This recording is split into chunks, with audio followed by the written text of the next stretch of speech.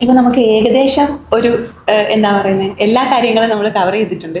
കൂടെ തന്നെ നിങ്ങളെ എപ്പോഴാണ് ഒരു കസ്റ്റമറിനെ സംബന്ധിച്ച് അല്ലെങ്കിൽ ഒരു വീട് വെക്കുന്ന ആളെ സംബന്ധിച്ചിടത്തോളം ഏത് സമയത്താണ് നിങ്ങളെ അപ്രോച്ച് ചെയ്യേണ്ടത് അല്ലെങ്കിൽ നിങ്ങളെ കോണ്ടാക്ട് ചെയ്യേണ്ടത്?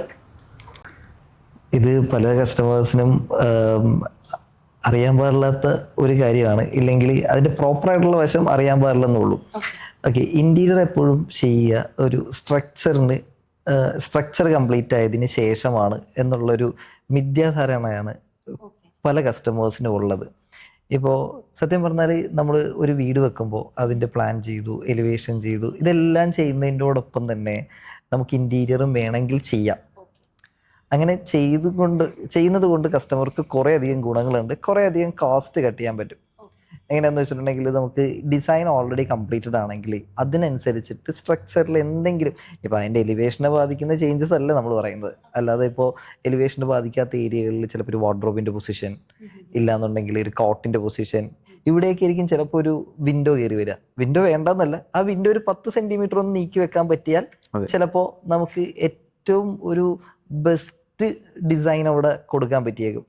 അപ്പോൾ സ്ട്രക്ചർ കഴിഞ്ഞിട്ടാണ് ഇത് അപ്രോച്ച് ചെയ്യണമെന്നുണ്ടെങ്കിൽ പിന്നെ നമുക്ക് ഒന്നെങ്കിൽ അത് അഡീഷണൽ കെട്ടിയെടുക്കണം, ഇല്ലെങ്കിൽ അത് കുറച്ച് ഭാഗം പൊളിച്ച് കളയണം, അങ്ങനെയൊക്കെ വരും.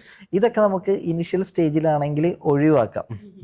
ഇത് മാത്രമല്ലാതെ നമുക്ക് പിന്നെ ഇലക്ട്രിക്കലിൽ വരുന്ന ഡിഫറൻസസ്, ഇപ്പം ഇലക്ട്രിക്കൽ പോയിന്റ്സ് ഇപ്പം പറഞ്ഞ പോലെ തന്നെ ആ കോട്ട് വരുന്നിടത്ത് ഇലക്ട്രിക്കൽ പോയിന്റ് നേരത്തെ അവിടെ ഉണ്ടെങ്കിൽ അത് നമുക്ക് വരുന്നത് ചിലപ്പം കോട്ടിൻ്റെ ഫ്രണ്ടിലായിരിക്കും വരുന്നത്, കോട്ട് വരുന്നതിൻ്റെ നേരെ ബാക്കിലായിരിക്കും വരുന്നത്, നമുക്ക് ആക്സസ് ചെയ്യാൻ ബുദ്ധിമുട്ടുണ്ട്.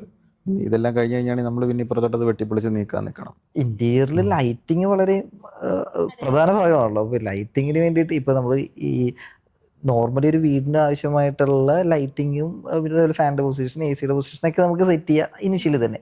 പക്ഷേ നമുക്ക് ഇൻറ്റീരിയർ ചെയ്യുമ്പോൾ ഇൻറ്റീരിയർ യൂണിറ്റുകളിലേക്ക് കുറേ അധികം ലൈറ്റിങ് വരും. ഇപ്പോൾ നമ്മൾ ഇപ്പോൾ ഒരു ഹെഡ് ബോർഡിൻ്റെ മേളിൽ നമ്മളൊരു ഒരു ലെഡ്ജ് കൊടുക്കുക, അല്ലെങ്കിൽ എന്തെങ്കിലും ഒരു ക്യൂരിയോസ് എടുത്ത് വെക്കാനായിട്ട് നമ്മളൊരു ലെഡ്ജ് കൊടുക്കുകയാണ്. അതിൻ്റെ താഴത്ത് ഒരു ഷോ പീസ് നമ്മൾ വെക്കുന്നുണ്ട്, അതിനകത്തേക്ക് ഒരു ലൈറ്റ് വേണം. സത്യം പറഞ്ഞാൽ ഈ ലെഡ്ജിൻ്റെ ബാക്കിലൊരു പോയിന്റ് വന്ന് കിടന്നാൽ മാത്രമാണ് നമുക്ക് ഈ ലൈറ്റ് ഈ ക്യൂരിയോസിൻ്റെ മേളിലേക്ക് കൊടുക്കാൻ പറ്റുള്ളൂ. ഇപ്പോൾ ഡിസൈനിങ് സ്റ്റേജിലായിരിക്കും ഇപ്പോൾ ചില കസ്റ്റമേഴ്സിന് ഫ്ലോട്ടിംഗ് കോട്ട് വേണം, അതിൻ്റെ അടിയിൽ കൂടി ഒരു ലൈറ്റിങ് വരണം ഒരു നൈറ്റ് ആംബിയൻസിന് വേണ്ടിയിട്ട്, അങ്ങനെയൊക്കെ ചിന്തിക്കുന്ന കസ്റ്റമേഴ്സ് ഉണ്ട്. അങ്ങനെയാണെന്നുണ്ടെങ്കിൽ ആ പോയിന്റിൽ അല്ലെങ്കിൽ ആ കോട്ട് വരുന്ന ഭാഗത്ത് ഇതിനു വേണ്ടി ഒരു ഇലക്ട്രിക്കൽ പോയിന്റ് വരണം. ഇത് ഇലക്ട്രിക്കൽ ചെയ്യുന്നതിന് മുന്നേ ഇപ്പോൾ സ്ട്രക്ചർ കഴിഞ്ഞ് കഴിഞ്ഞാൽ നെക്സ്റ്റ് വരുന്നത് ഇലക്ട്രിക്കലാണ്. കൺസീൽഡ് ചെയ്യുന്നത് കൊണ്ട് പ്ലാസ്റ്റർ ചെയ്യുന്നതിന് മുന്നേ ഡെഫിനറ്റ്ലി ഇതിൻ്റെ പൈപ്പും കാര്യങ്ങളെല്ലാം ഇട്ട് വെക്കണം. അപ്പോൾ ഇത് ഡിസൈനിങ് കഴിഞ്ഞിട്ട് ഈ സമയത്താണ് കൂടുതൽ കസ്റ്റമേഴ്സും ഇൻറ്റീരിയറിനെ അപ്രോച്ച് ചെയ്യുക. ഇതിന് മുന്നേ നമുക്കൊരു 10-20 ദിവസം ഡിസൈനിങ്ങിന് കിട്ടിയണമെന്നുണ്ടെങ്കിൽ ഈ ഇലക്ട്രിക്കൽ ചെയ്യുന്നതിൻ്റെ ഒപ്പം തന്നെ ഇൻറ്റീരിയറിന് ആവശ്യമായിട്ടുള്ള പോയിന്റുകളും കൂടി നമുക്ക് ഇട്ട് പോവാം. ഓക്കെ, അപ്പോൾ നമുക്ക് കുറച്ച് കോസ്റ്റ് കട്ട് ചെയ്യാൻ പറ്റും. കസ്റ്റമറിന് എന്താ പറയുന്നത്, ഒരുപാട് കട്ടിങ്ങും കാര്യങ്ങളും ഒന്നും ഇല്ലാതെ, റീവർക്ക് ഇല്ലാതെ, അതായത് ഫിനിഷ് ചെയ്തതിന് ശേഷം റീവർക്ക് ഇല്ലാതെ തന്നെ ഇത് നമുക്ക് കംപ്ലീറ്റ് ചെയ്യാൻ പറ്റും.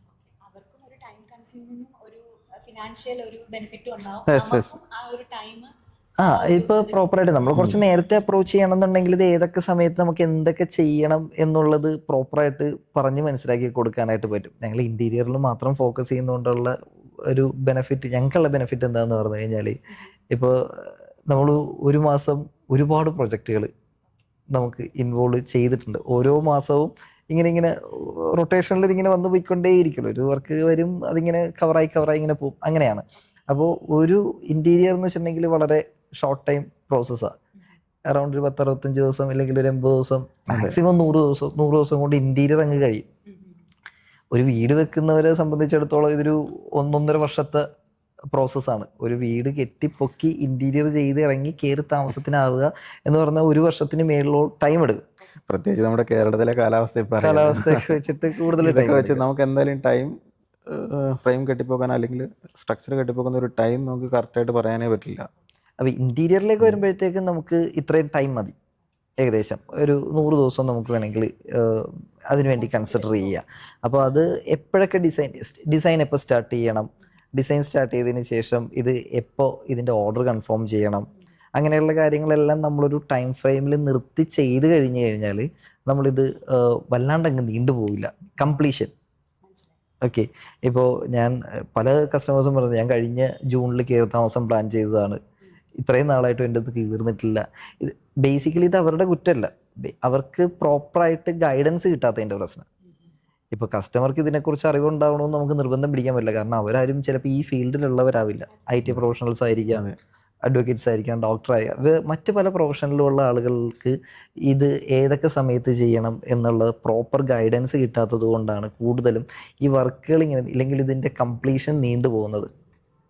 അങ്ങനെയുള്ള കാര്യങ്ങളെല്ലാം നമുക്ക് കുറച്ച് കൊടുക്കാൻ പറ്റും. ഒരുപാട് ടൈം സേവ് ചെയ്യാം. ടൈം സേവ് ചെയ്യുമ്പോൾ തന്നെ നമുക്ക് ഒരുപാട് കോസ്റ്റും കട്ട് ചെയ്യാം. നമുക്ക് ഇതിനകത്ത് കൺസ്ട്രക്ഷൻ ആണെങ്കിലും ടൈം കൂടുന്നതനുസരിച്ച് നമ്മുടെ പൈസ ഇറങ്ങിക്കൊണ്ടിരിക്കുകയാണ്. ഇത് ക്യാഷ് എപ്പോഴും ഒരു ഭാഗമാണല്ലോ, നമ്മളെല്ലാവരും വെറുതെ ഉണ്ടാകുന്നതല്ല. അപ്പോൾ അത് നമ്മൾ മാക്സിമം എങ്ങനെയൊക്കെ കുറച്ച് അല്ലെങ്കിൽ ഏറ്റവും ഭംഗിയിൽ ചെയ്യാം എന്നുള്ളത്. ഈ ടൈം ഒന്ന് ക്ലിയർ ചെയ്ത് നമ്മളൊന്ന് ഒരു ഫ്രെയിമിനുള്ളിൽ കൊണ്ടുവന്നാൽ തന്നെ നമുക്ക് അങ്ങനെ കുറേ അധികം സ്ട്രക്ചറിനോടൊപ്പം തന്നെ സ്ട്രക്ചർ ചെയ്യുന്ന ടൈമിൽ തന്നെ നമ്മളെ കോൺടാക്ട് ചെയ്യുന്നതാണ് അപ്പോൾ ഏറ്റവും ഉത്തമം. ഏറ്റവും കസ്റ്റമർക്ക് ഏറ്റവും ബെസ്റ്റ് അതാ. ഇപ്പോൾ നമ്മളെ ഇല്ലെങ്കിൽ ഇൻറ്റീരിയറുമായിട്ട് ബന്ധപ്പെട്ട് നിൽക്കുന്ന ആൾക്കാരെ സംബന്ധിച്ചിടത്തോളം അവിടെ ഒരു നെഗറ്റീവും കൂടിയുണ്ട് കേട്ടോ. ജെന്യൂനായിട്ട് പറഞ്ഞു കഴിഞ്ഞാൽ ഇത് ഞാൻ പറഞ്ഞല്ലോ, ഒരു 100 ദിവസം കൊണ്ട് തീരേണ്ട ഒരു പ്രോസസ്സ് ഇപ്പോൾ കസ്റ്റമർ കുറച്ച് നേരത്തെ കോൺടാക്ട് ചെയ്യുകയാണെന്നുണ്ടെങ്കിൽ നമ്മൾ അത്രയും കൂടി നമ്മളുടെ വർക്ക് കൂടും. പല സ്ഥലങ്ങളിലും സംഭവിക്കും. അതുകൊണ്ടാണ് നിങ്ങൾ സ്ട്രക്ചർ കഴിഞ്ഞതിന് ശേഷം നമ്മളെ കോൺടാക്ട് ചെയ്താൽ മതി എന്ന് പലരും പറയുന്നത്. എനിക്ക് അങ്ങനെയാണ് ഫീൽ ചെയ്തിരിക്കുന്നത്. കാരണം ഇങ്ങനൊരു ചാൻസ് ഉള്ളപ്പോൾ കസ്റ്റമർക്ക് അതാണ് ബെനിഫിറ്റ്. ഓക്കെ, നമ്മളെ സംബന്ധിച്ചിടത്തോളം നമ്മൾ കുറച്ചും കൂടി വർക്ക് ചെയ്യേണ്ടി വരും. കാരണം ഇവർക്ക് ഒന്നിൽ കൂടുതൽ ഡിസൈൻസ് നോക്കാനായിട്ടുള്ള ടൈം കിട്ടും. അങ്ങനെ ഇവരുടെ സ്ട്രക്ചർ തീരുന്നത് വരെ ഇവർക്ക് സമയമുണ്ടല്ലോ. അപ്പോൾ ഇവർക്ക് കുറച്ചധികം ഡിസൈൻസ് നോക്കാനും ഇല്ലെങ്കിൽ 2-3 ഓപ്ഷൻസ് മാറ്റി ചെയ്യാനും ഒക്കെയുള്ള ടൈം, പ്രോപ്പറായിട്ടുള്ള ടൈമിങ് കിട്ടും. അത് നമ്മളെ സംബന്ധിച്ചിടത്തോളം കുറച്ച് കൂടുതൽ പണിയെടുക്കണം, കൂടുതൽ വർക്ക് ചെയ്യണം. അതുകൊണ്ടാണ് എനിക്ക് തോന്നുന്നത്, അതുകൊണ്ടായിരിക്കാം കൂടുതൽ ആളുകളും അതിനെ പ്രൊമോട്ട് ചെയ്യാത്തത്. പക്ഷെ കസ്റ്റമർക്ക് എപ്പോഴും നല്ലത് കുറച്ച് നേരത്തെ അപ്രോച്ച് ചെയ്യുന്നതാണ്. അതുകൊണ്ട് അങ്ങനെ ഒരു ബെനിഫിറ്റ് ഉണ്ട്. ഇപ്പോൾ ഇങ്ങനൊരു സർവീസ് ഇല്ലാത്തത് കൊണ്ട് കസ്റ്റമർക്ക് ചിലപ്പോൾ പറ്റിയിട്ടുണ്ടാവില്ല. അല്ലെങ്കിൽ കമ്പനീസിനെ അപ്രോച്ച് ചെയ്യുമ്പോഴത്തേക്കും സ്ട്രക്ചർ ആവട്ടെ എന്ന് പറയുന്ന പല ആളുകളും ഉണ്ടാവും, അല്ലെങ്കിൽ പല കോൺട്രാക്ടേഴ്സും പല കമ്പനീസും ഉണ്ടാവാം. ഓക്കെ, പക്ഷേ ഇങ്ങനൊരു സർവീസ് നമ്മളിപ്പോൾ പ്രൊവൈഡ് ചെയ്യുന്നതോടുകൂടി നമുക്ക് അതിനും ഒരു സൊല്യൂഷൻ കൊടുക്കാൻ പറ്റും. കാരണം നമുക്ക് അവരെ കോൺടാക്ട് ചെയ്താൽ മതി. അതുവരെയുള്ള കോൺസെപ്റ്റും കാര്യങ്ങളും എല്ലാം നമുക്ക് സെറ്റ് ചെയ്യാൻ പറ്റും. ഓക്കെ, കസ്റ്റമർക്ക് അതും ഒരു അഡീഷണൽ ബെനിഫിറ്റ് ആണ്. ഒരു ഇലക്ട്രിക്കൽ പോയിന്റ് ചേഞ്ച് ചെയ്യുന്നതിന് ഓരോ പോയിന്റിലും അഡീഷണൽ ഇങ്ങനെ ക്യാഷ് ഇങ്ങനെ വന്നിട്ടേയിരിക്കും. അത് മാത്രമല്ല നമ്മൾ കെട്ടിവെച്ചതൊക്കെ പിന്നെയും പൊളിച്ച് കണ്ടിച്ച് ഒക്കെ ചെയ്യണം. ബോക്സ് ആണെങ്കിലും ചിലപ്പോൾ 1-2 സ്വിച്ച് ആഡ് ചെയ്യുമ്പോഴത്തേനും അത് ഒന്നുകൂടി ഇപ്പുറത്തേക്ക് വെട്ടി കണ്ടിക്കണം. ചിലപ്പോൾ വെട്ടി കണ്ടിക്കുമ്പോൾ അറിയാം അവിടെ ഒരു ബില്ലറായിരിക്കും. അതിന്റെ മാത്രമല്ല, ഇപ്പൊ കൂടുതലും ജോയിന്റുകൾ വരും. പിന്നീട് ചെയ്യുമ്പോഴത്തേക്ക് ഇലക്ട്രിക്കൽ നമ്മൾ അങ്ങോട്ടൊരു പോയിന്റ് എക്സ്റ്റെൻഡ് ചെയ്യണം എന്നൊക്കെ പറയുമ്പോഴത്തേക്കും ഇത് ഫുള്ളി ഓടിക്കാതെ കുറെ അധികം ജോയിന്റുകൾ വരാൻ, മാക്സിമം ജോയിന്റ് ഒക്കെ ഒഴിവാക്കി ഇലക്ട്രിക്കൽ ചെയ്യുന്നതായിരിക്കും നല്ലത്. അത് എല്ലാവർക്കും അറിയാവുന്ന കാര്യമാണ്.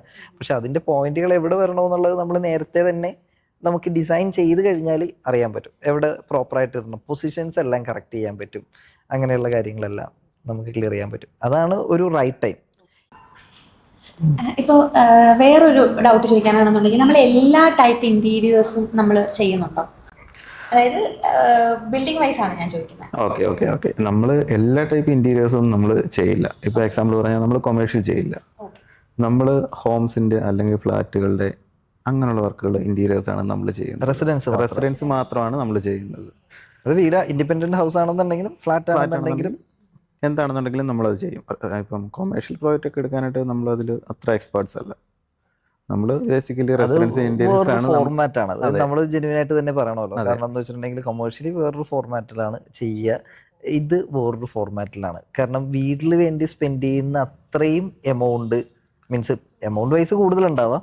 പക്ഷെ ആ പേഴ്സൻറ്റേജ് ഉണ്ടല്ലോ, ഒരു സ്ക്വയർ ഫീറ്റിന് എത്ര എമൗണ്ട് എന്നുള്ള കാര്യങ്ങളിലേക്കൊക്കെ വരുമ്പോൾ കൊമേഴ്ഷ്യൽ വളരെ കുറവായിരിക്കും. കൊമേഴ്ഷ്യൽ ചെയ്യുന്നത് കുറവായിരിക്കും. നമ്മൾ റെസിഡൻസ് ചെയ്യുന്നത് കുറച്ചുകൂടെ കൂടുതൽ എമൗണ്ട് ആയിരിക്കും. അതുകൊണ്ട് തന്നെ നമ്മൾ സ്പെഷ്യലൈസ് ചെയ്തേക്കുന്നത് പറയുകയാണെങ്കിൽ റെസിഡൻസിലാണ്. അതാണ് നമ്മുടെ ഒരു സ്പെഷ്യലൈസേഷൻ. ഇപ്പോൾ ഫ്ലാറ്റ് ആണെങ്കിലും ഇൻഡിപെൻഡന്റ് വീടാണെങ്കിലും വില്ലാസ് അങ്ങനെയുള്ള കാര്യങ്ങളെല്ലാം നമ്മളുടെ അതിനകത്ത്. ഇപ്പോൾ വേറൊരു ഡൗട്ട് ചോദിക്കാനാണെന്നുണ്ടെങ്കിൽ ഈ റിനോവേഷന്റെ കാലമാണല്ലോ ഇപ്പോൾ. അതായത് പഴയ വീടുകൾ പുതുക്കി, അങ്ങനെ ചിലപ്പം സ്ട്രക്ചർ കംപ്ലീറ്റ്ലി മാറ്റി ചെയ്യുന്നവരുണ്ട്, അല്ല ഇന്റീരിയർ മാത്രം പുതുക്കി ചെയ്യുന്നവർ. അപ്പൊ അതും നമ്മൾ റിനോവേഷൻ വർക്കുകൾ നമ്മൾ ചെയ്യുന്നുണ്ട്. അതും എങ്ങനെയാണെങ്കിലും റിനോവേഷൻ ചെയ്യുന്നത് അവർ ഇന്റീരിയർ അതിനകത്ത് റിനോവേഷൻ മാറ്റി ചെയ്യണമല്ലോ, അത് നമ്മൾ വർക്കൗട്ട് ചെയ്യുന്നതാണ്. ഇപ്പോൾ അവർക്ക് വേണ്ട സർവീസുകളും ഒക്കെ കൂടി നമുക്ക് കൊടുക്കാനായിട്ട് പറ്റും. ഇപ്പോൾ ഒരു ഇൻറ്റീരിയർ ചെയ്യുന്ന ആളുകളെ മാത്രമല്ല നമ്മൾ കണക്ട് ചെയ്ത് കൊടുക്കുക, പകരം അവർക്കിപ്പോൾ ടൈൽ ചെയ്യാൻ ആളുകൾ വേണം, നമുക്ക് അസോസിയേറ്റ് ചെയ്ത് കൊടുക്കാൻ പറ്റും. അതേപോലെ തന്നെ അവർക്ക് ഇലക്ട്രിക്കൽ ചെയ്യണം, ചിലപ്പോൾ കുറച്ചേ ഉണ്ടാവുള്ളൂ, അതിനുവേണ്ടി മാത്രമായിട്ട് അവർക്കൊരാളെ കണ്ടുപിടിക്കാൻ പറ്റില്ല. ഇപ്പോൾ ചിലപ്പോൾ NRIs ഹസ്ബൻഡും വൈഫും പുറത്തായിരിക്കും, അവർക്ക് ഇവിടെ നിന്ന് കോർഡിനേറ്റ് ചെയ്ത് ഒരാളെ വെച്ച് ചെയ്യാനായിട്ട് പറ്റില്ല. അപ്പോൾ അതിന് എക്സ്പേർട്ട് ആയിട്ടുള്ള ആൾക്കാരെയൊക്കെ നമുക്ക് വേണമെങ്കിൽ സജസ്റ്റ് ചെയ്ത് കൊടുക്കാനായിട്ട് പറ്റും. ഞാൻ പറഞ്ഞല്ലോ, ഒരു ഈ സ്ട്രക്ചർ സ്റ്റേജ് കഴിഞ്ഞിട്ട് വരുന്ന എല്ലാ വർക്കുകളും ചെയ്യാൻ നമുക്ക് കൃത്യമായിട്ടുള്ള ആളുകളെ നമ്മൾ ചെയ്തിട്ടുണ്ട്. അത് 1-2 ഓപ്ഷൻസ് അല്ല, ഒരുപാട് ഓപ്ഷൻസ് നമ്മൾ സെറ്റ് ചെയ്തിട്ടുണ്ട് പല കാറ്റഗറിയിൽ. കസ്റ്റമറുടെ റിക്വയർമെൻറ്റ് അങ്ങനെ ആയിരിക്കുമല്ലോ വരിക, എനിക്ക് ഇത്ര ഈ ലെവലിൽ വർക്ക് വേണം, അത്രയും വർക്ക്മാൻഷിപ്പ് വേണം, അങ്ങനെ ചെയ്യുന്ന ആളുകളുണ്ട്. എനിക്ക് അത്രയും കോസ്റ്റിലേക്ക് പോകണ്ട, ഒരു മിനിമം കോസ്റ്റിൽ മതി, അങ്ങനെ ചെയ്യുന്ന ആളുകളുണ്ട്. എനിക്ക് വളരെ ലോ കോസ്റ്റിൽ മതി, അങ്ങനെ ചെയ്യുന്ന ആളുകളുണ്ട്. ഈ ഓരോ കാറ്റഗറിയിലും ഒരുപാട് ഓപ്ഷൻസ് നമുക്ക് കൊടുക്കാൻ പറ്റും. പിന്നെ ഇതിൻ്റെ ഡിസിഷൻ എടുക്കുന്നത് കസ്റ്റമർ ഡയറക്റ്റ് ആയിരിക്കും. എന്ന് പറഞ്ഞു കഴിഞ്ഞാൽ നമ്മൾ ഇതിൻ്റെ എല്ലാത്തിൻ്റെയും പ്ലസും മൈനസും കാര്യങ്ങളെല്ലാം പറഞ്ഞ് കൊടുക്കും. ഇത് നമ്മളൊരു ഒരാളെയും ഫോഴ്സ് ചെയ്ത് എടുപ്പിക്കില്ല, ഇന്ന സാധനങ്ങൾ എടുക്കണം എന്ന് നമ്മൾ ഫോഴ്സ് ചെയ്യില്ല. എന്ന് പറഞ്ഞാൽ എക്സാക്ട്ലി കസ്റ്റമർ മാത്രമായിരിക്കും. നമ്മൾ ഇതിനകത്ത് വരുന്ന പ്ലസ് മൈനസ് എല്ലാം പറഞ്ഞു കൊടുക്കും, നമുക്ക് ഹെൽപ്പ് ചെയ്ത് കൊടുക്കാൻ പറ്റും. അതല്ലാതെ നിങ്ങൾ ഇവർ ചൂസ് ചെയ്യണം എന്ന് പറഞ്ഞിട്ട് നമ്മൾ ഒരിക്കലും ഒരു കമ്പനീനെ പ്രൊമോട്ട് ചെയ്യില്ല. ഓരോരുത്തരുടെയും പ്ലസും മൈനസും പറഞ്ഞിട്ട് കസ്റ്റമർക്ക് അതിൽ നിന്ന് വളരെ ഈസി ആയിട്ട് എടുക്കാൻ പറ്റും. അതുകൊണ്ട് തന്നെയാണല്ലോ നമ്മൾ മറ്റുള്ള ഇന്റീരിയർ കമ്പനികളിൽ നിന്നും വ്യത്യസ്തമായിട്ട് പോകുന്നത്. വ്യത്യസ്തമായ ഒരു ആശയമായിട്ട് വ്യത്യസ്തമായ ഒരു ആശയമാണ് ഇഗ്ലൂ ഇന്റീരിയേഴ്സ് മുന്നോട്ട് വെച്ചിരിക്കുന്നത്. നിങ്ങളുടെ സ്വപ്ന ഭവനം സാക്ഷാത്കരിക്കാൻ ഇവരുടെ ഇൻഫോർമേഷൻസ്, ഇവർ പകർന്നു തന്ന ആശയങ്ങൾ ഉപകാരപ്രദമാവട്ടെ, ഒരു മുതൽക്കൂട്ടാവട്ടെ എന്ന് ആശംസിക്കുന്നു. Thank you.